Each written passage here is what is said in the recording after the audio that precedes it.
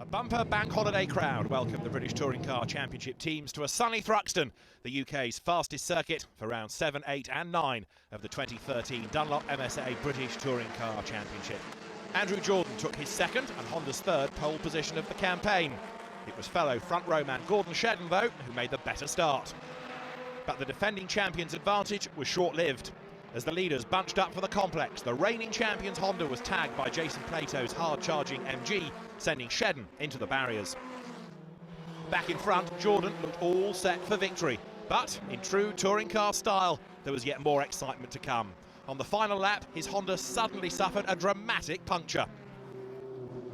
With Jordan struggling to keep his Honda out of the scenery, Matt Neal swept by to score his 50th BTCC victory.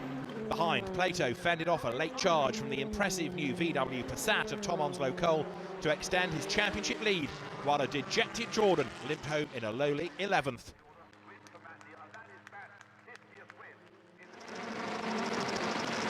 The second of the day's three races saw a clean start, with Neal leading Plato in the early laps.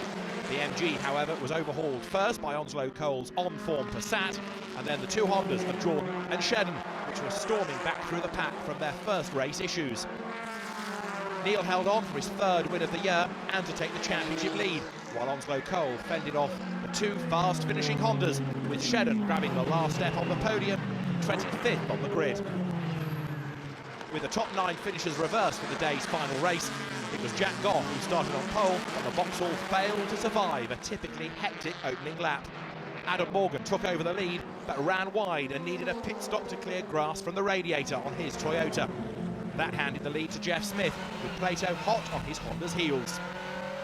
Smith fended off bravely, but Jason used all his skill to squeeze his way through. In the final few laps, Shedden battled his way past Smith for second, which became the lead when Plato's MG punctured, with victory in sight.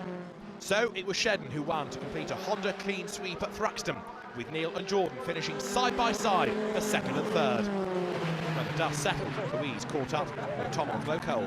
So Tom, just behind you here at Thruxton is the car that hadn't turned a wheel going into the first round of Brands Hatch, and now here we are. You're leaving Thruxton with the second, third and fourth place. It's been some turnaround, hasn't it? It's been absolutely incredible, and you know, I really have to put it all on the guys and the hard work they've put in back at the team. But as you said, you know, we haven't turned a wheel before Brands Hatch.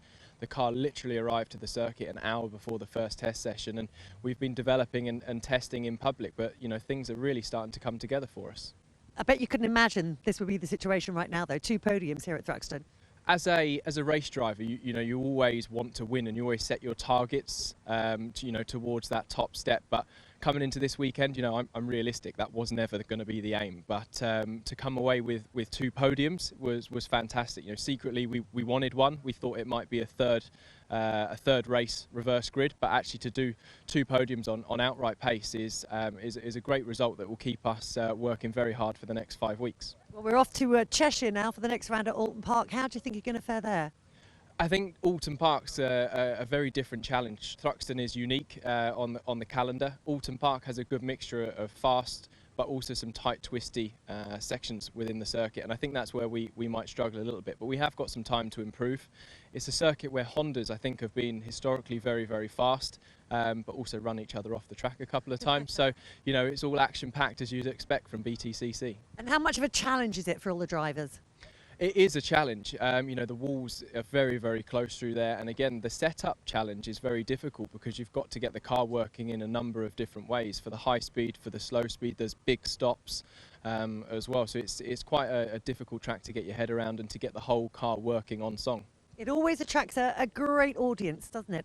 Alton Park is always one of the favourites. It's usually in the middle of the year. It should be nice and hot, and the crowds are always very supportive there. So I look forward to going there. It's a great atmosphere, and anyone out there, come along, come join us. Look forward to seeing you there. Thanks, Tom. Thank you.